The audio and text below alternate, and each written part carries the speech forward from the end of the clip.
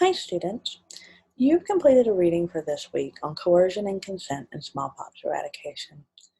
This reading stands in contrast to our earlier discussion of smallpox as an overarching success in global health because it highlights how the disease warriors used intimidation and coercion to get the job done in the face of local resistance. As a class, we've talked several times about the contributions the officers in the Epidemic Intelligence Service, or EIS, have made in thwarting outbreaks, even including a fictional example in Dr. Erin Mears from Contagion.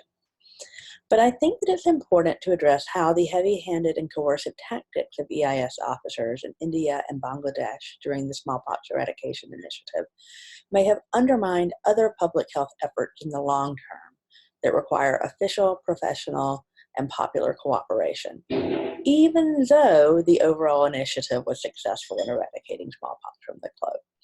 This is no way meant to disregard the contributions that have been made by global health workers, EIS officers, in combating infectious disease around the world.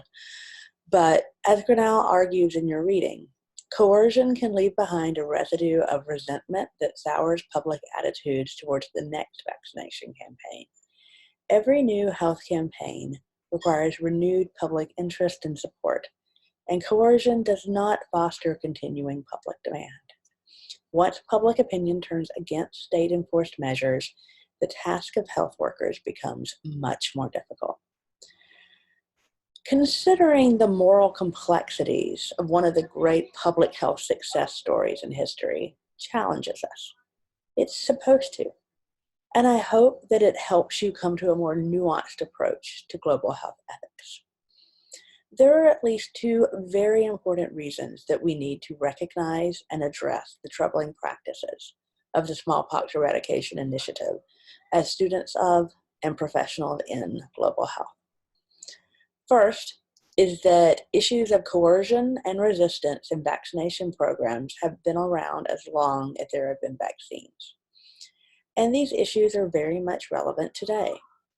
Recently, for example, local governments in both areas of Nigeria and Pakistan have threatened parents who refuse polio vaccination with arrest, which is a controversial and arguably counterproductive response to international pressure to eradicate polio.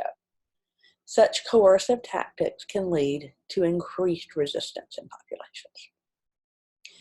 And second, power differentials between international and local staff are still very much present in global health programs.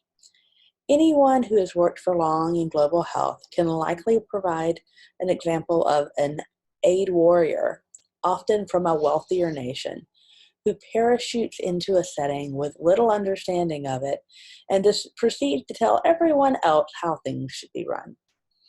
On the flip side, anyone who has worked for long in global health can likewise provide an example of humble and intelligent people, both local and international, building strong collaborations that make the most of their different backgrounds. Both of these dynamics were present in the Smallpox Eradication Initiative, and both are present today in many modern global health programs. And finally, I think that both of those considerations can and should absolutely be applied to our attempt to control COVID-19, both locally and globally. Right now, we have few tools to combat the virus, and the biggest one is via non-pharmaceutical interventions of social distancing.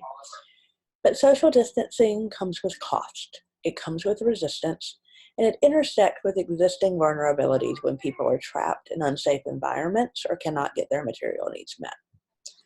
While we don't yet have a widespread vaccination program to address COVID-19, like we did for smallpox, the very measures that are needed to protect the health of the public absolutely bring these ideas of coercion and resistance into play. And this will get amplified again if, and hopefully when, a major vaccination program for COVID-19 gets rolled out. How can we apply these lessons to our current moment?